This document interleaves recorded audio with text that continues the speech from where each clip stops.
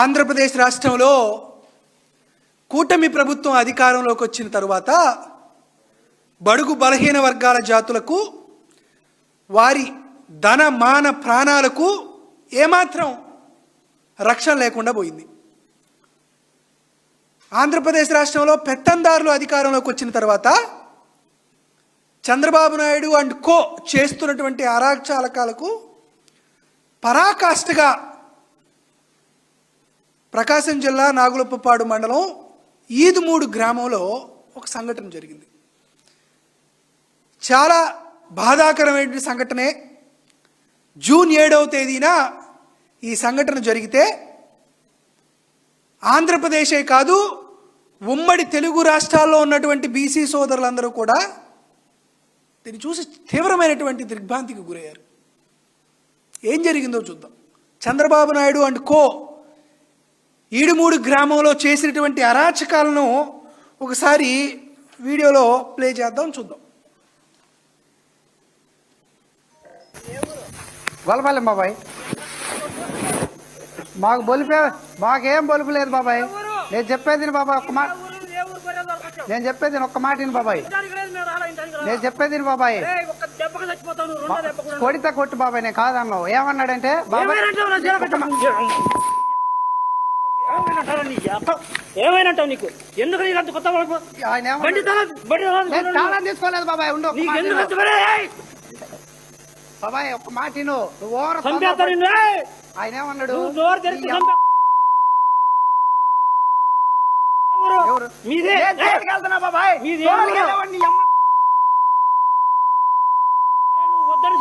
తెలీదు నువ్వు ఆ దగ్గరికి రావద్దాను, నేను రానన్నానన్న.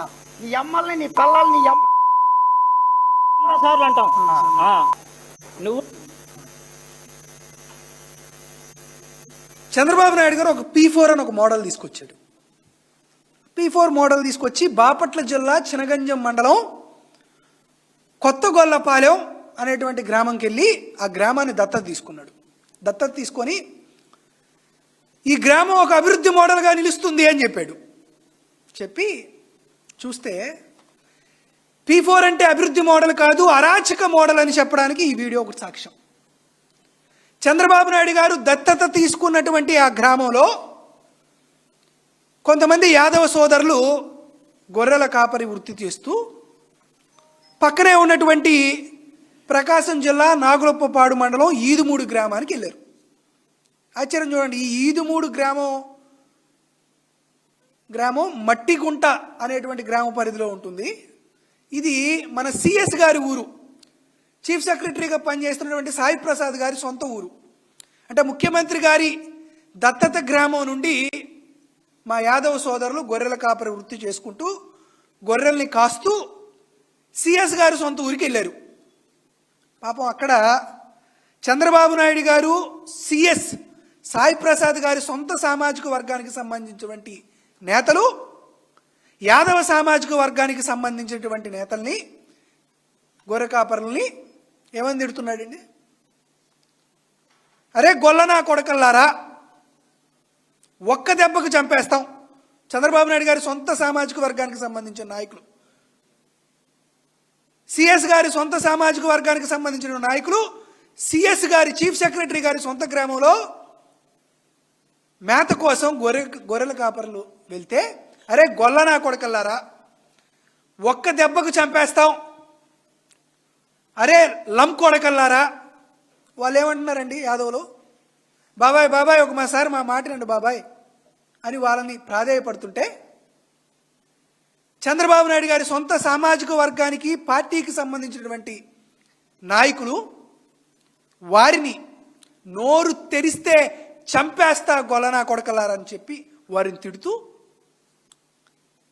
తరువాత వారి కుటుంబ సభ్యుల్ని, యాదవ సామాజిక వర్గానికి సంబంధించినటువంటి మహిళల యొక్క కుటుంబ సభ్యుల్ని నోటితో మాట్లాడలేనటువంటి అత్యంత క్రూరమైనటువంటి దోషంలో నీ తల్లుల్ని నీ పిల్లల్ని అని భారతదేశంలోనే అతి పెద్ద సామాజిక వర్గం అయ్యి దేశంలోనే మొత్తానికి ఈ ప్రపంచంలోనే అత్యంత సాంస్కృతిక రాజకీయ సామాజిక అనుబంధం ఉన్నటువంటి అతి పెద్ద కులమైనటువంటి బీసీ జాతుల్లో ఒకటైన యాదవ కుల సామాజిక వర్గానికి సంబంధించినటువంటి వ్యక్తుల్ని లంకొడకల్లారా, గొల్లనా కొడకల్లారా అని దూషిస్తూ, కులం పేరుతో అవమానిస్తూ, కులంలో ఉన్నటువంటి మహిళలను కూడా వారి తల్లుల్ని, మీ పిల్లల్ని అని తిడుతూ, ఎందుకయ్యా మా కులాన్ని, మా ఇంట్లో వారిని, మా సామాజిక వర్గాన్ని తిడుతున్నారు ఏందయ్యా అని వారు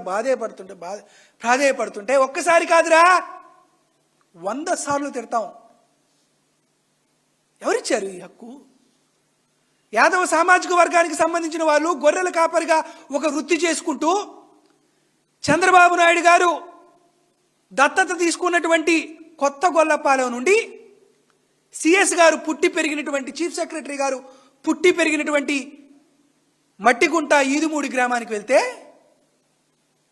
వారి పైన దాడులు చేసి, అరాచకాన్ని చేసి, కులం పేరుతో దూషించి, వారి తల్లుల్ని, వారి పిల్లల్ని అని అంటూ చేస్తున్నారే.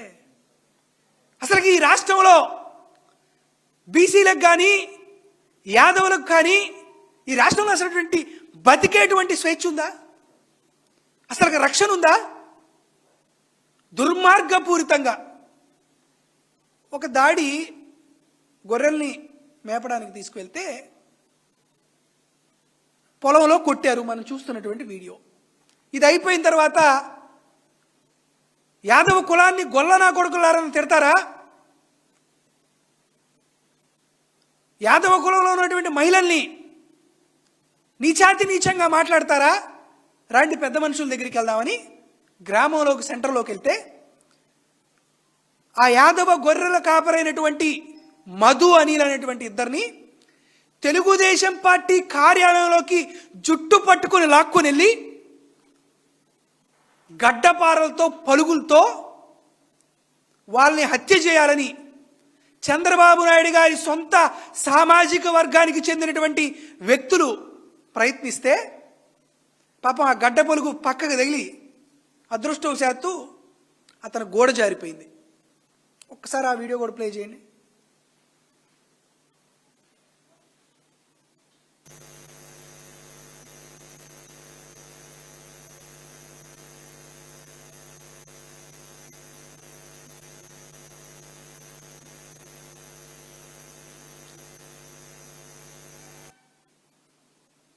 ఇది జరిగిన తర్వాత, ఇది జూన్ 7వ తేదీన జరిగింది. దాదాపుగా రమారమి వారం రోజులు, 9వ రోజు ఇది జరిగిన తర్వాత చీఫ్ సెక్రటరీగా పనిచేస్తున్నటువంటి సాయి ప్రసాద్ గారి సొంత సామాజిక వర్గం, సొంత గ్రామానికి సంబంధించిన వారందరూ కలిసి నేరుగా, అరే నువ్వు బయటికి చెప్తే మిమ్మల్ని చంపేస్తాం అని బెదిరించి ఈ సంఘటన బయటికి రాకుండా ఉంచారు. ఇది జరిగిన తర్వాత యాదవ్ ప్రముఖులు వీరందరూ కూర్చొని మాట్లాడి, ఏదైనా ఈరోజు ఈదుముడిలో జరిగింది, రేపు మరొక గ్రామంలో జరుగుతుంది అనేటువంటి ఉద్దేశంతో వీరందరూ కూర్చొని పోలీస్ స్టేషన్కి వెళ్తే చంద్రబాబు నాయుడు గారి సామాజిక వర్గానికి సంబంధించినటువంటి వ్యక్తుల అరాచకం ఈదుమూడి గ్రామం నుండి ఒంగోలు రూరల్ పోలీస్ స్టేషన్కి చేరింది. ఇక్కడ మీరు వీడియో చూశారు కదంటే, వీడియోలో కులం పేరుతో దూషించింది ఎవరిని? చంద్రబాబు నాయుడు గారి సామాజిక వర్గానికి చెందిన వాళ్ళు యాదవులను దూషించారు. ఎవరిని చంపుతామని బెదిరించారు? చంద్రబాబు నాయుడు గారి సొంత సామాజిక వర్గానికి చెందిన వారు యాదవుల్ని, బీసీల్ని చంపుతామని బెదిరించారు. ఎవరిని? ఇంట్లో తల్లుల్ని, ఇంట్లో పిల్లల్ని నీచాతి నీచంగా మాట్లాడుతూ తిట్టారు. చంద్రబాబు నాయుడు గారి సామాజిక వర్గానికి సంబంధించిన వారు యాదవుల్ని, బీసీల్ని తిట్టారు. అయితే చంద్రబాబు నాయుడు గారి సొంత సామాజిక వర్గానికి సంబంధించినటువంటి వ్యక్తుల అరాచకం ఈదుమూడి గ్రామం నుండి ఒంగోలు రూరల్ పోలీస్ స్టేషన్కి చేరింది. ఒంగోలు రూరల్ సిఐగా పనిచేస్తున్నటువంటి శేషగిరిరావు చంద్రబాబు నాయుడు గారి సొంత సామాజిక వర్గం.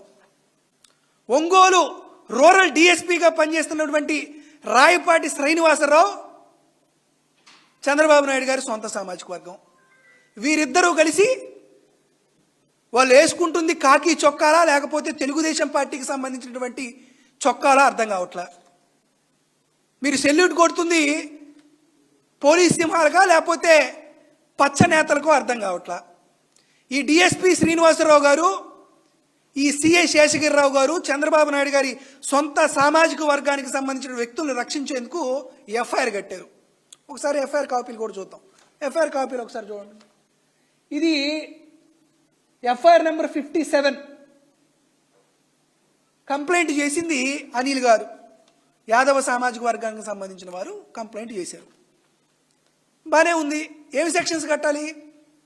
కులం పేరుతో దూషించాలనే సెక్షన్ కట్ల, చంపుతామని బెదిరించినటువంటి సెక్షన్ కట్ల, గడ్డ పలుకుతో కొడితే చెయ్యి గోడ జారిగి హాస్పిటల్లో అడ్మిట్ అయ్యారు, హత్యాయత్నం కేసు కట్టకుండా పిచ్చి సెక్షన్లు 4 కట్టారు. ఇంతటితో అవలా శేషగిరిరావు గారిది, డిఎస్పి శ్రీనివాసరావు గారి అరాచకం. నెక్స్ట్ ఎఫ్ఐఆర్ చూపించండి. Next FIR copy.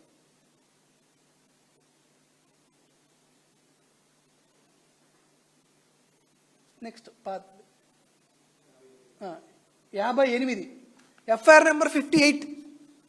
శ్రీనివాసరావు గారు, శేషగిరిరావు గారు సొంత సామాజిక వర్గాన్ని రక్షించుకోవడం కోసం, బీసీ సామాజిక వర్గాన్ని భక్షించడం కోసం, ఈ రాష్ట్రంలో ధన మాన ప్రాణాలకు సంబంధించి బీసీలు కానీ యాదవులు కానీ ఉండకూడదని ఉద్దేశంతో చంద్రబాబు నాయుడు గారి సామాజిక వర్గానికి సంబంధించిన వ్యక్తులు కూడా వచ్చి కంప్లైంట్ ఇచ్చారు.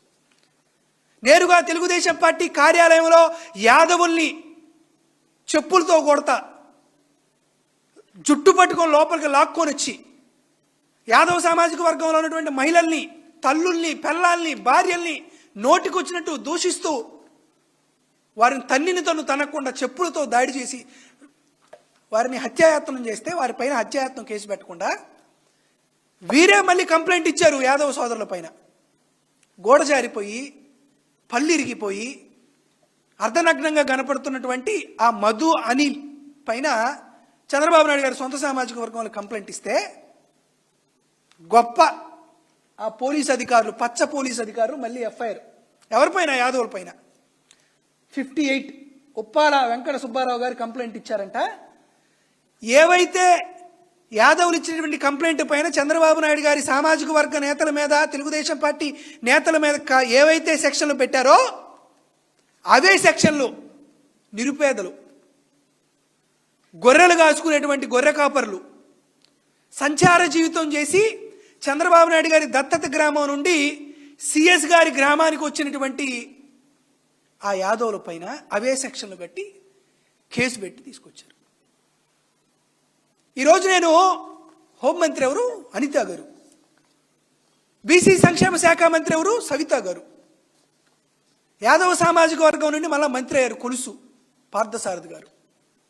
బీసీ మంత్రులుగా ఉన్నారు అచ్చెన్నాయుడు గారు, కొల్లు రవీంద్ర గారు.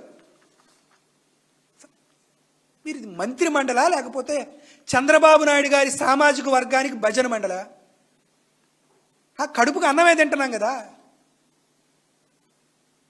ఈరోజు భారతదేశంలోనే అతి పెద్ద కులమైనటువంటి యాదవ సామాజిక వర్గాన్ని గొల్లనా కడుకుల్లారా అని సంబోధించి ఒకసారి పొలంలో కొట్టి తెలుగుదేశం పార్టీ కార్యాలయంలోకి జుట్టు పట్టుకుని ఈడ్చుకొని లోపలికి వచ్చి వాళ్ళ గోడలు పగిలేలాగా వారి మీద దాడి చేసి హత్యాయత్నం చేసి చంపుతామని బెదిరిస్తే బీసీలుగా పదవులు అనుభవిస్తున్నటువంటి మీరేం చేస్తున్నారు?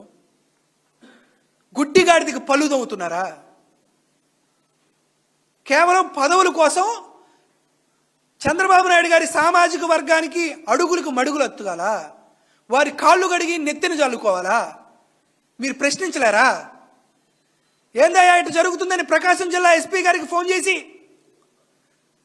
బాధితులకు అన్యాయం చేసినటువంటి నిందితులు ఎవరి మీద కానీ, ఏ సామాజిక వర్గం అయినా కానీ చట్టపరంగా చర్యలు తీసుకోమని అడగడానికి మీరు నోరు రాలేదా? మంత్రులు మీ నోటికి పచ్చతాళాలు ఏమన్నా వేశారా? వణికిపోతున్నారా? చంద్రబాబు నాయుడు గారికి, నారా లోకేష్ గారి సామాజిక వర్గానికి సంబంధించిన వాళ్ళు స్వైర్య విహారం చేస్తూ బీసీల పట్ల, యాదవుల పట్ల ఈ విధమైనటువంటి దౌర్జన్యకాండ దుర్మార్గాలు చేస్తుంటే మీరు మనుషులా లేకపోతే పశువులా? అన్యాయం జరిగిన వారిని ప్రశ్నించక్కర్లా? దాడులు చేస్తుంటే అవన్నీ ఆపాల్సినటువంటి అవసరం లేదా మీకు? మీకు అధికారం కోసం, పదవుల కోసం బీసీల్ని పప్పెట్టలాగా వాడుకుంటారు. ఓట్ల కోసం వారికి తాయిలాలు ఇస్తారు. ఏది బీసీ రక్షక చట్టం? ఏది?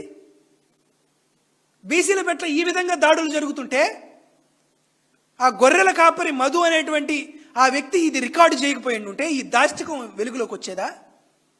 జూన్ 7వ తేదీన ఈ సంఘటన జరిగితే యాదవ సంఘాలందరూ కలిసి నేను ఎస్పీ కార్యాలయం ముందు ధర్నా చేసి ఎస్పీ గారిని, కలెక్టర్ గారిని కలిస్తే ఈ రోజుకి స్పందన లేదు ప్రభుత్వం నుండి.